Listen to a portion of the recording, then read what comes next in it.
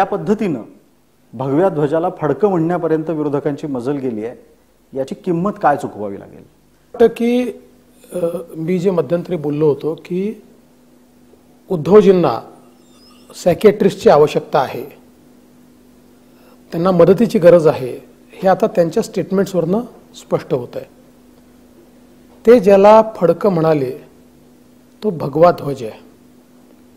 आणि ज्यावेळी राष्ट्रीय स्वयंसेवक संघामध्ये गुरु कोणाला मानायचं हा प्रश्न निर्माण झाला, त्यावेळी डॉक्टर हेडगेवारांनी सांगितलं की हा भगवा ध्वज आहे, जो प्रभू श्रीरामांचा आहे, जो प्रभू श्रीकृष्णांचा आहे, जो छत्रपती शिवाजी महाराजांचा आहे, हा भगवा ध्वजच आपला गुरु असू शकतो.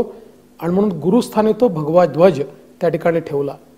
पण अलीकडच्या काळामध्ये उद्धव ठाकरेंना फक्त हिरवा झेंडा आवडतो. भगव्या झेंड्याशी त्यांचा संबंध संपला आहे. भगवा झेंडा त्यांना फडका वाटतो आणि पाकिस्तानचा झेंडा घेऊन नाचतात. त्यांच्या मिरवणुकीमध्ये पाकिस्तानचा झेंडा नाचवला जातो. त्यामुळे त्यांची मानसिकताच यातनं समजते.